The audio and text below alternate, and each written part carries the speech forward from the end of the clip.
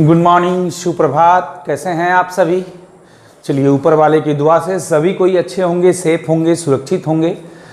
चलिए, कल रक्षाबंधन का त्यौहार था। आशा है कि सबों का रक्षाबंधन अच्छा ही रहा होगा, खास करके बहनों का तो और भी अच्छा रहा होगा। चलिए, अच्छी बात है। आज हम लोग आपके सामने 97th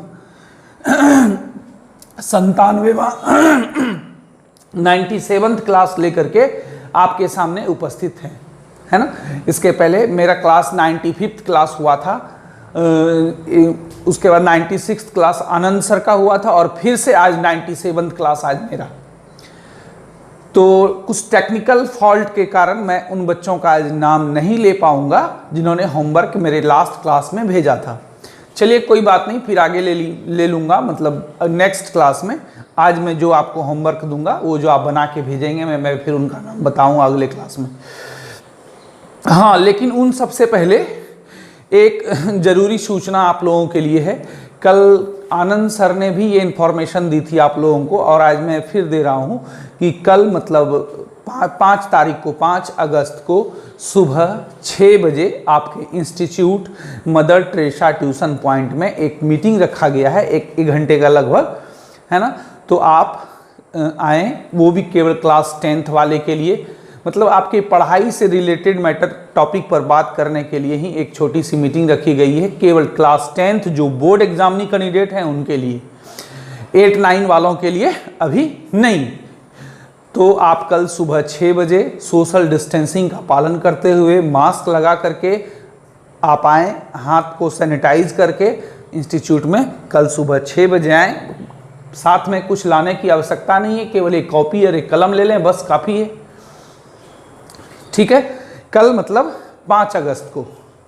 चलिए, सुबह 6 बजे केवल क्लास 10th वालों के लिए। चलिए, तो आज हम लोग अब नए टॉपिक पर, हम लोगों ने लास्ट क्लास में पढ़ा था, 95th क्लास जो मेरा हुआ था उसमें हम लोगों ने पढ़ा था वक्रता त्रिज्या, मुख्य फोकस, प्रकाशीय केंद्र, ये सब चीज़ हमने पढ़ा था और मैंने आपको दिया भी था बनाने। बहुत सारे बच्चों ने भेजा, बहुत अच्छा भेजा, है ना। चलिए, ये आप जो प्रयास कर रहे हैं, लिखने का जो आप प्रयास कर रहे हैं, ये आपकी गुणवत्ता को और भी निखार देगा, है ना। समय पर पता चलेगा आपको कि उससे आपको क्या बेनिफिट हुआ। आज का क्वेश्चन है कि हम किसी उत्तल लेंस की फोकस दूरी किस प्रकार ज्ञात करेंगे। उत्तल लेंस की फोकस दूरी ज्ञात करना, किस प्रकार ज्ञात की जाती है, सबसे पहले ये पढ़ेंगे। तो इसका सबसे आसान तरीका है, क्या करें, हाँ, सूर्य प्रकाश की उपस्थिति में, सूर्य प्रकाश मतलब दिन के समय आप लोग क्या करेंगे कि एक कोई पर्दा लगा देंगे, है ना। एक उत्तल लेंस इस प्रकार से व्यवस्थित करेंगे, उत्तल लेंस पर्दा के सामने इस प्रकार से स्टैंड पर लगाएंगे ताकि सूर्य से आने वाली, जैसे मान लीजिए इधर सूर्य उगा हुआ है, दिन के समय सूर्य प्रकाश की उपस्थिति में सूर्य की प्रकाश किरणें इस उत्तल लेंस पर पड़े। और उत्तल लेंस क्या होता है, अभिसारी लेंस होता है। आप लोगों को मैंने पढ़ा, एक दिन बताया था। उत्तल लेंस एक कन्वर्जिंग लेंस है, मतलब प्रकाश की किरणों को एक बिंदु पर मिला देता है। तो सूर्य एक तरफ हो तो पर्दा दूसरे तरफ हो, है ना। एक पर्दा लगा दिए, स्टैंड पे कस दिए, एक उत्तल लेंस को क्या करेंगे, सूर्य और पर्दा के बीच में रखेंगे, इस तरह से आगे पीछे करेंगे। हम देखेंगे कई स्थितियों के लिए इस पर्दे पर एक वाइट उजला श्वेत रंग का एक उजला ऐसा धब्बा बनेगा, है ना। तो क्या करेंगे, थोड़ा आगे पीछे हिलाते रहेंगे। जिस स्थिति के लिए यह धब्बा काफी चमकीला होगा वहां पर लेंस को हिलाना रोक देंगे। याद कीजिए, दर्पण में भी इसी तरह, अवतल दर्पण की फोकस दूरी हम लोग इसी तरह ज्ञात करते थे पिछले चैप्टर में, एक्सरसाइज 1 में। तो खैर छोड़िए, तो हम फिर से एक बार उत्तल लेंस को आगे पीछे हिलाएंगे। हम देखेंगे कि बहुत सारी स्थितियों के लिए एक वाइट रंग का धब्बा बनता है, लेकिन जिस स्थिति के लिए यह धब्बा सबसे ज्यादा चमकीला होगा, सबसे ज्यादा वाइट होगा, उस स्थिति को पर क्या करेंगे, लेंस को हिलाना रोक देंगे, मतलब इसको भी स्टैंड से कस देंगे। अब रोक दिए, यही इसका हो गया मुख्य फोकस, जहां पर सबसे चमकीला बना। अब लेंस को हिलाना रोक दिए, अब इस लेंस से उस पर्दे के बीच की दूरी को आप स्केल से माप लीजिए और यही दूरी हो जाएगी उस उत्तल लेंस की फोकस दूरी।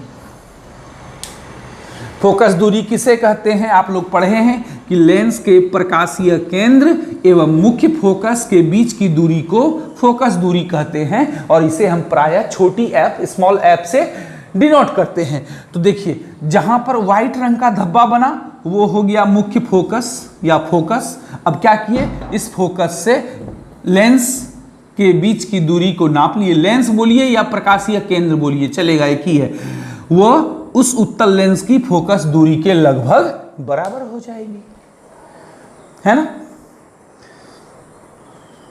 चलिए, अब इसी से मिलता जुलता एक क्वेश्चन है कि उत्तल लेंस की सहायता से कागज के टुकड़े को यदि, हाँ एक चीज याद रखिएगा, इस तरह से हम लोग अवतल लेंस की फोकस दूरी ज्ञात नहीं कर सकते हैं, क्योंकि वो प्रकाश किरणों को अभिसारित नहीं करता है, फैला देता है, अपसारित कर देता है, इसलिए उसमें अवतल लेंस का फोकस दूरी निकालने में ये मेथड नहीं लगेगा। अब देखिए, इसी से मिलता जुलता एक क्वेश्चन है कि उत्तल लेंस द्वारा किसी कागज के टुकड़े को जलाना, यदि हम किसी उत्तल लेंस की सहायता से किसी कागज के टुकड़े को जलाना चाहें तो क्या करेंगे, बस ये पर्दा नहीं लगाएंगे, पर्दा के स्थान पर उस कागज के टुकड़े को ही सेट कर देंगे स्टैंड पर, है ना, जिसको जलाना है, बाकी सारा काम उसी तरह होगा। पर्दा, कपड़ा का पर्दा नहीं लगा करके हम लोग क्या करेंगे, उसी कागज को इस तरह से सेट कर देंगे, ये कागज का टुकड़ा है जिसको जलाना है, और सूर्य और कागज के टुकड़े के बीच उत्तल लेंस को आगे पीछे हिलाएंगे, है ना। कई स्थितियों के लिए इस पर व्हाइट रंग का एक धब्बा बनेगा, लेकिन जिस स्थिति के लिए वह धब्बा सबसे ज्यादा चमकीला होगा वहां पर क्या करेंगे, अपने हाथ को, मतलब लेंस को हिलाना बंद कर देंगे। अब लेंस से उस कागज के बीच, अब तो फोकस दूरी नहीं निकालना है ना, जिस स्थिति के लिए सबसे चमकीला धब्बा बनेगा वहां पर क्या करेंगे, कुछ देर उसी स्थिति में छोड़ देंगे। देखिए, जहां पर उजला रंग का धब्बा बना वह क्या हो गया, फोकस हो गया। आप समझ सकते हैं कि यह उजला धब्बा क्यों बनता है, क्योंकि इस पर जितनी भी किरणें आ रही होगी, अनगिनत, हम 4 किरण लिए, अनगिनत किरणें जो कि सूर्य से आ रही होंगी, सभी प्रकाश किरणों को यह उत्तल लेंस क्या करता है, एक बिंदु पर मिला देता है। तो इसीलिए यहां पर उजला रंग का धब्बा बनता है, कन्वर्ज कर देता है। तो आप ही सोचिए कि जब हजारों लाखों करोड़ों अनगिनत किरण एक बिंदु पर मिल रही है, तो तभी तो वहां पर उजला रंग का धब्बा बना, और इस कारण से उस स्थान का टेम्परेचर बहुत जल्दी बढ़ने लगेगा। क्यों? क्योंकि उतनी सारी किरणें एक जगह पे आके मिलेगी। सूर्य की रोशनी में उष्मा होती है, आप जानते हैं, उष्णता होती है। आप ही थोड़े देर गर्मी के भी मौसम में आप छत पर बैठ जाइए, देखिए आपका शरीर लगेगा जैसे जल जाएगा, है ना। तो सेम उसी तरह से प्रकाश की किरणें, जब एक अनंत किरणें एक ही जगह पर मिलेंगी तो निश्चित है कि इस स्थान का टेम्परेचर बहुत जल्दी बढ़ने लगेगा, है ना। और जैसे ही इस कागज के ज्वलन ताप की प्राप्ति हो जाएगी, ज्वलन ताप आप जानते हैं किसे कहते हैं, जिस न्यूनतम ताप पर कोई पदार्थ जलना शुरू कर दे वह उसका ज्वलन ताप कहलाता है। तो जैसे ही कागज के ज्वलन ताप की प्राप्ति हो जाएगी, यह कागज जल उठेगा, है ना। करना क्या है, फोकस दूरी ज्ञात करना रहे यदि, तो केवल एक पर्दा लगा दिए, वहाँ जहाँ उजला धब्बा बना, उजला उस पर, उसके बाद जहाँ सबसे चमकीला धब्बा बना वहाँ पर लेंस को स्थिर करके लेंस से पर्दा के बीच की दूरी नाप लीजिए, वह उसकी फोकस दूरी हो गई। अब कोई चीज़ जलाना है कागज का टुकड़ा को, है ना, तो क्या किए, कागज के टुकड़े, पर्दा की जगह पर कागज का टुकड़ा लगाए, कागज उसी तरह लेंस को आगे पीछे किए जिस स्थिति के लिए सबसे चमकीला धब्बा बने। ये लाइन इंपॉर्टेंट है, जिस स्थिति के लिए वह धब्बा सबसे अधिक चमकीला हो वहां पर लेंस को स्थिर कर देंगे, थोड़ी देर तक उसी स्थिति में छोड़ देंगे। छोड़ने से क्या होगा, इस कागज का यह भाग गर्म हो जाएगा, वो भाग जो उजला था उसमें आग लग जाएगी, या धीरे धीरे वह भाग काला हो जाएगा, है ना। यदि हम कागज को लहकाना चाहते हैं, कि हम आग लहकाना, आप समझ रहे होंगे ठेठ भाषा में, तो यहाँ पर एक माचिस की तीली को आप सेलो टेप से साट दीजिए और ऐसा साटिए कि उसका जो फास्फोरस वाला जो भाग होता है आगे लाल या काला वाला भाग, वो इस पर पड़े वाइट रंग के धब्बे पर, तो और जल्दी जल जाएगा, लहक जाएगा वो।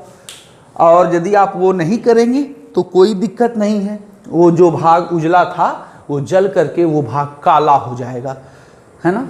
तो इस प्रकार यदि हम चाहें तो किसी उत्तल लेंस की सहायता से किसी कागज के टुकड़े को जलाना चाहें तो जला सकते हैं।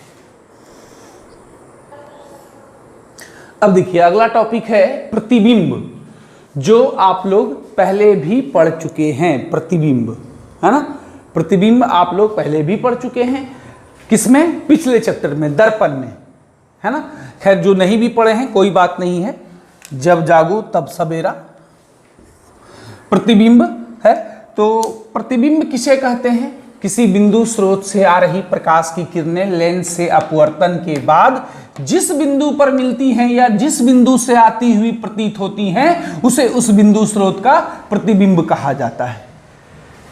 सेम यही परिभाषा एक्सरसाइज 1 में भी था, लेकिन वहां पर क्या था, यहां हम लिखें लेंस से अपवर्तन के बाद, बस इसके जगह पर था दर्पण से परावर्तन के बाद, क्योंकि दर्पण में तो अपवर्तन नहीं होता है, दर्पण में क्या होता है, परावर्तन होता है। तो देखिए आपके एग्जामिनेशन में आ जाए प्रतिबिंब की परिभाषा लिखें, है ना, तो दर्पण में यदि कहा जाए तो आप लिखेंगे दर्पण से परावर्तन के बाद जिस बिंदु पर कटती है या जिस बिंदु से आती हुई प्रतीत होती है उसे उस बिंदु वस्तु का प्रतिबिंब कहा जाता है, या बिंदु स्रोत का प्रतिबिंब कहा जाता है, जो भी बोलिए, ठीक है। और लेंस में आ जाएगा तो दर्पण से परावर्तन नहीं लिख करके क्या लिखेंगे, लेंस से अपवर्तन के बाद, बस इतना सा ही अंतर है। प्रतिबिंब दोनों में बनता है, दर्पण में भी बना था पिछले चैप्टर में, और अभी हम न्यू चैप्टर एक्सरसाइज 2 में लेंस में भी हम पढ़ रहे हैं, तो दोनों में बनता है, ठीक है। अब मान लीजिए एग्जामिनेशन हॉल में ये नहीं पूछता है कि दर्पण में प्रतिबिंब की परिभाषा लिखें या लेंस में प्रतिबिंब की परिभाषा, सीधा दे दिया प्रतिबिंब किसे कहते हैं, सीधा यदि दे दिया प्रतिबिंब किसे कहते हैं, तब आप क्या करेंगे, वहां पर स्पेशल ये नहीं लिखा कि दर्पण में या लेंस में, तब आपको इस स्थिति में क्या करना होगा, दोनों को मिक्स करके देना होगा। मिक्स कैसे करेंगे वो भी सीख लीजिए आप। किसी बिंदु स्रोत से आ रही प्रकाश की किरणें, लेंस नहीं लिखेंगे, लेंस से अपवर्तन यहां पर लिखे है ना, ये वाला लाइन हटा देंगे, इसके बदले में लिखेंगे किरणें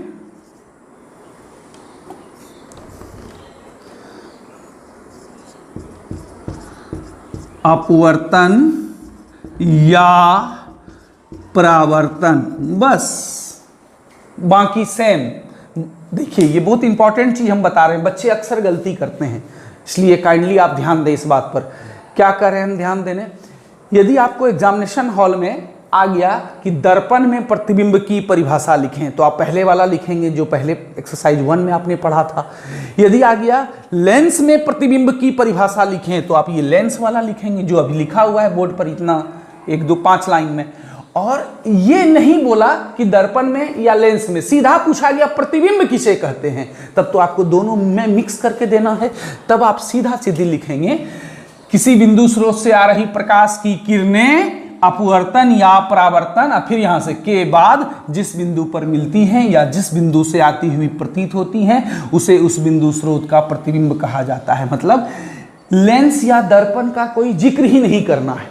ये तो अंडरस्टूड है कि जब अपवर्तन है तो वो लेंस ही होगा और परावर्तन है तो वह दर्पण ही होगा। सीधा सीधी आपको ये वर्ड हटा करके लिख देना है, अपवर्तन या परावर्तन, फिर यहां से के बाद फलना फलना ये होती है, उसे प्रतिबिंब कहते हैं, बात खत्म। ये दोनों में एक साथ हो गया।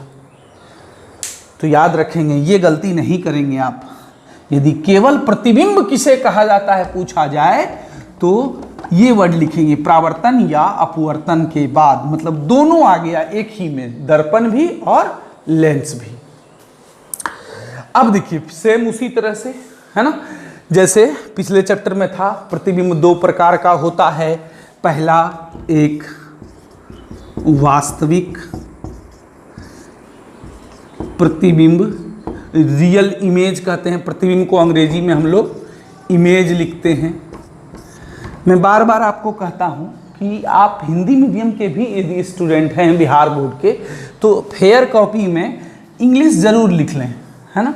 आपको आगे मैट्रिक के बाद फिर काम देगा, क्योंकि आपको हो सकता है इंग्लिश में ही पढ़ना पड़ेगा, तो वहाँ पर आपको इंग्लिश वर्ड की आवश्यकता बहुत ज़्यादा होगी।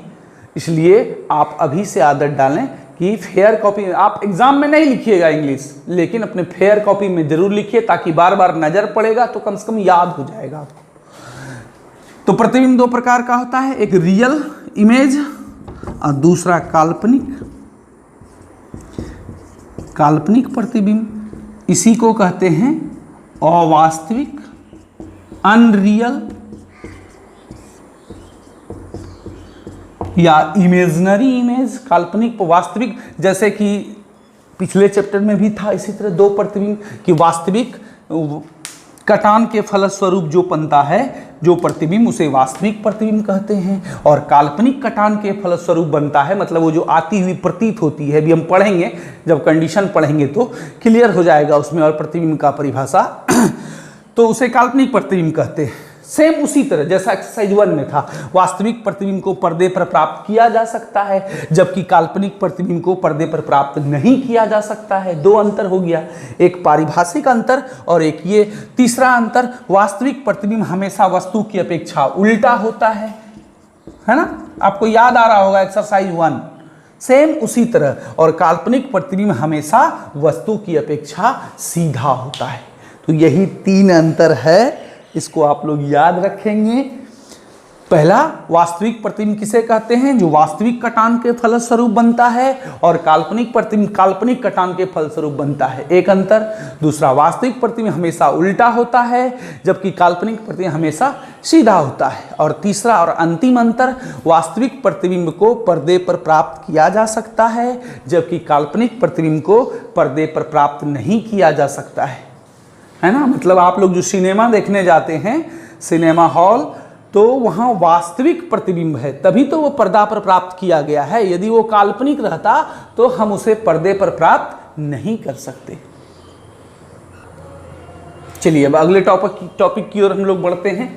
लेंस में किरण आरेख की बनावट आपने पढ़ा था दर्पण में, पिछले चैप्टर में, है ना। देखिए आप सोचेंगे सर बार बार आप पिछले चैप्टर, देखिए ये दोनों चैप्टर कंपैरिजन करके यदि आप पढ़ते हैं तो फिर आपको कभी आप भूलेंगे नहीं इसको, और नहीं तो भूलने की आशंका रहती है, और पता चलेगा ये वाला पार्ट लिखा गया एक्सरसाइज 1 में, 1 वाला पार्ट लिखा गया 2 में। इसीलिए मैं बार बार आपको याद भी दिला देता हूँ कि एक्सरसाइज 1 में ऐसा हुआ था, 2 में ऐसा हो रहा है, वो दर्पण था, ये लेंस है, वहाँ परावर्तन होता था, यहाँ अपवर्तन होता है, इसलिए मैं बार बार याद दिला देता हूँ। तो दर्पण में भी किरण आरेख की बनावट हुई थी, वहाँ 4 नियम था, आप लोग देख लेंगे अपनी कॉपियों को फेयर को उल्टा करके, है ना, जबकि यहाँ पर 3 नियम है। लेंस में किरण आरेख की बना, बहुत गर्मी है, चलिए ठीक है, मेहनत का फल मीठा होता है। तो हम क्या बोल रहे थे कि लेंस में किरण आरेख की बनावट के 3 ही नियम हैं। कितने नियम हैं? 3 ही नियम हैं। कौन कौन सा नियम है उसको ध्यान से देखिए। सबसे पहला नियम देखिए, मैं भाषा नहीं लिखता हूँ, आप लिख लेंगे सुन करके, मैं जो बताऊंगा। पहला नियम देखेंगे, जो भी नियम होगा तो दोनों लेंस के लिए होगा, अवतल लेंस के लिए भी और उत्तल लेंस के लिए। पहला नियम है किरण आरेख की बनावट का मतलब तो आप लोग समझते होंगे। किरण आरेख की बनावट का मतलब यही हुआ कि कोई भी प्रकाश किरण जब किधर से आएगी तो लेंस से अपवर्तन के बाद किधर से जाएगी, ये बताने वाला नियम ही किरण आरेख की बनावट कहलाता है। ये रूल बताता है कि जो इधर से आएगा उसको इधर से जाना पड़ेगा, जो इधर से आएगा उसको इधर से जाना पड़ेगा। मतलब ये जो रूल रेगुलेशन सिखाता है इसी को कहा जाता है किरण आरेख की बनावट। दर्पण में भी ये चीज था, ठीक है। तो सबसे पहला रूल है कि जो प्रकाश किरण किसी भी लेंस के प्रकाशीय केंद्र से होकर जाएगी तो वह बिना अपवर्तन के सीधे निकल जाएगी, चाहे वह कोई भी लेंस हो, उत्तल लेंस हो या अवतल लेंस हो। सबसे पहला नियम तो यही हो गया, है ना। सबसे आसान, इस पर चर्चा लास्ट क्लास 95th क्लास में भी चली थी, है ना। याद करेंगे जब मैंने प्रकाशीय केंद्र का परिभाषा बताया था। सबसे फर्स्ट रूल क्या है लेंस में किरण आरेख की बनावट का, कि जब कोई प्रकाश किरण, देखिए यहाँ भी ओरिजिनलिटी, वास्तविकता थोड़ी अलग है। वास्तविकता क्या होती है कि ये वाली किरण और अपवर्तन के बाद जो ये किरण आगे, ये दोनों एक दूसरे के समांतर हो जाती है। लेकिन जब आप देखेंगे तो ऐसा महसूस होगा कि एक ही लाइन में है, क्योंकि बहुत सटा हुआ रहता है। दोनों समांतर रेखाओं के बीच की दूरी एकदम बहुत कम, नगण्य के बराबर होती है। इसलिए हम लोग उसको जीरो नील मान लेते हैं। इसलिए सीधा सीधी लिख देते हैं कि क्या होता है कि प्रकाश किरण, जब कोई प्रकाश किरण प्रकाशीय केंद्र P से ऑप्टिकल सेंटर से होकर गुजरती है तो बिना अपवर्तन के सीधे निकल जाती है। इसको मान के चलिए एक तरह से कि ये P का मतलब हो गया प्राइम मिनिस्टर। प्राइम मिनिस्टर की कोई गाड़ी को कोई रोकेगा? बताइए, कोई एसपी हो, डीएसपी हो, डीएम हो, कोई नहीं रोकेगा। वो प्राइम मिनिस्टर है, हमारे देश के प्रधानमंत्री है, तो भाई उसको तो कोई हाथ नहीं देगा। वो उसी तरह से ये पी का मतलब पीएम, जो प्रकाश किरण पी से होकर जाएगी उसको कोई हाथ नहीं देगा। वो मुड़ेगी भी नहीं, रास्ता भी नहीं बदलेगी, वो सीधा चली जाएगी। तो पहला नियम क्या हो गया कि जो प्रकाश किरण ऑप्टिकल सेंटर मतलब प्रकाशीय केंद्र से होकर जाती है वो बिना अपवर्तन के सीधे, ये पहले लिख लेंगे भाषा, उसके बाद चित्र बनाएंगे। क्या लिखेंगे कि जो प्रकाश किरण किसी लेंस में दोनों आ गया, उत्तल अवतल, प्रकाशीय केंद्र से होकर गुजरती है वह बिना अपवर्तन के सीधे निकल जाती है। ये लिख के तब दो चित्र बना देंगे। चलिए दूसरा नियम। दूसरा नियम है मिलता जुलता पिछले चैप्टर से। जो प्रकाश किरण मुख्य अक्ष के समानांतर आती है, कैसे आती है? मुख्य अक्ष के समांतर। ये क्या है इसका? Optical centre. ओ से या पी से किसी से भी डिनोट कर सकते हैं। तो देखिए दोनों ही प्रकाश किरण हम क्या लिए? मुख्य अक्ष के समांतर, प्रधान अक्ष के समांतर आ रही है। तो लेंस से अपवर्तन के बाद या तो वह मुख्य फोकस से होकर F2 से होकर जाएगी या मुख्य फोकस से ये तो उधर चला जाएगा, अपसारित हो जाएगा, या तो यह मुख्य फोकस F2 से आती हुई प्रतीत होगी। ये दूसरा नियम हो गया, है ना।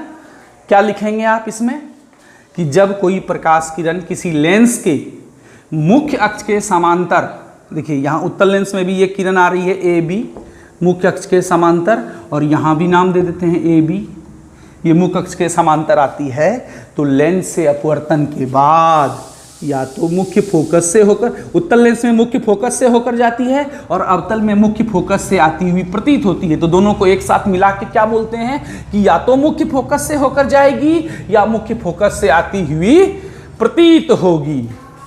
चलिए तो दो नियम हो गया। तीसरा और आखिरी नियम, उसमें भी क्या करेंगे? पहले भाषा लिख लेंगे, उसके बाद फिर आप दो चित्र बना देंगे। अंतिम नियम दूसरे का उल्टा, दूसरे का उल्टा।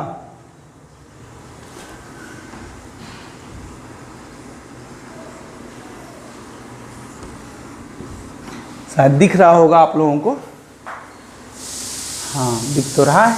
चलिए तो दूसरा नियम क्या अभी क्या बताया कि यदि समांतर जाएगी तो मुख्य फोकस से होकर के गुजरेगी। और तीसरा नियम क्या है कि यदि मुख्य फोकस से आती है, देखिए F2 का ज़्यादा हम वैल्यू देते हैं, F1 से ज़्यादा F2 का यूज है। उस दिन भी हम बोले थे चाहे अवतल लेंस हो चाहे उत्तल लेंस हो, द्वितीय मुख्य फोकस का ज़्यादा इंपॉर्टेंस है, ज़्यादा महत्व है। क्यों? ये F2 जो है ना, ये पहले वाले सतह का है, इसीलिए इसका ज़्यादा महत्व है। देखिए, तो कोई प्रकाश किरण मुख्य फोकस F2 से आ रही है तो लेंस से अपवर्तन के बाद जस्ट क्या होगी, मुख्य अक्ष के समांतर हो जाएगी। देखिए जस्ट इसका उल्टा हुआ, इसमें समांतर आ रही थी तो अपवर्तन के बाद F2 से होकर मतलब द्वितीय मुख्य फोकस से होकर गुजरी। इसमें उल्टा क्या है, फोकस से आ रही है तो अपवर्तन के बाद मुख्य अक्ष के समांतर हो जाएगी। अब देखिए यहाँ इसमें क्या है कि मुख्य फोकस की दिशा में कोई प्रकाश किरण आ रही है, मतलब जब आप इसको आगे बढ़ाएंगे तो यह कहाँ से मिलेगा, F2 से। तीर का निशान देना जरूरी है, तीर का निशान से पता चलता है कि कोई प्रकाश किरण आ रही है। जब हम इसको आगे बढ़ाएंगे तो F2 से मिला, इसका मतलब मुख्य फोकस की दिशा में आ रही थी, तो लेंस से अपवर्तन के बाद यह भी प्रकाश किरण क्या हो जाएगी, मुख्य अक्ष के समांतर हो जाएगी, मुख्य अक्ष के समांतर हो जाएगी। देखिए जस्ट इसका उल्टा, दूसरे का उल्टा है तीसरा। दूसरे में क्या था, मुख्य अक्ष के समांतर आ रही थी अवतल लेंस में, तो ऊपर चली गई, ऐसा लग रहा था कि मुख्य फोकस से आ रही है। और इसमें क्या है, मुख्य फोकस की दिशा में आपतित हो रही थी तो लेंस से अपवर्तन के बाद मुख्य अक्ष के समांतर हो जाएगी। अब आप फाइनल रूप से सुन लीजिए कि तीसरा नंबर में भाषा क्या लिखेंगे।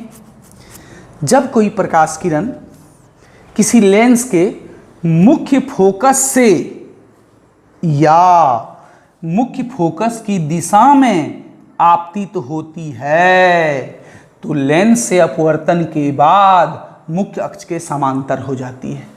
क्या हो जाती है, मुख्य अक्ष के समांतर हो जाती है।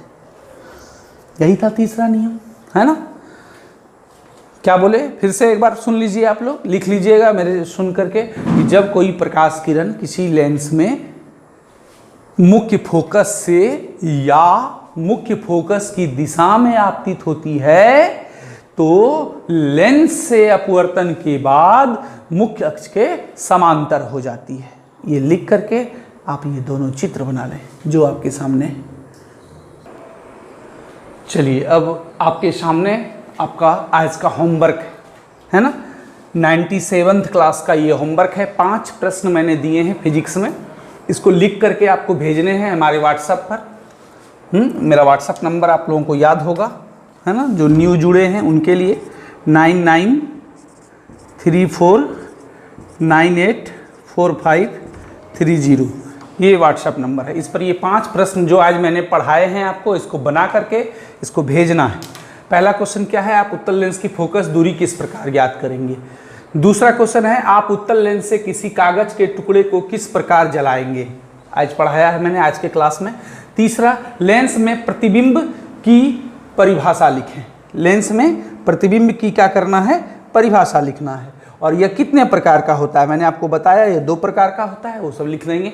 नाम लिखना है, 2 वास्तविक प्रतिबिंब, काल्पनिक प्रतिबिंब। अब देखिए 4 नंबर, वास्तविक एवं काल्पनिक प्रतिबिंब में अंतर बताना है ना। तो अंतर 3 अंतर है, जो पिछले चैप्टर में था वही इसमें भी होगा।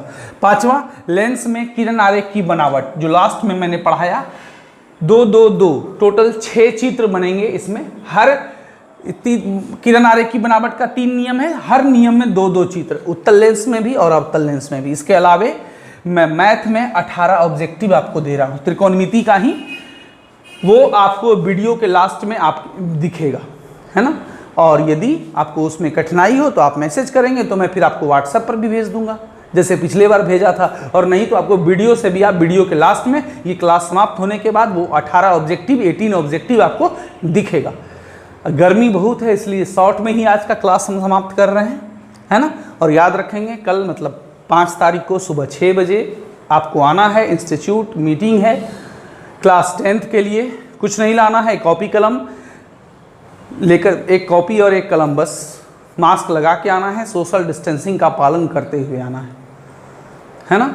चलिए सभी कोई आए,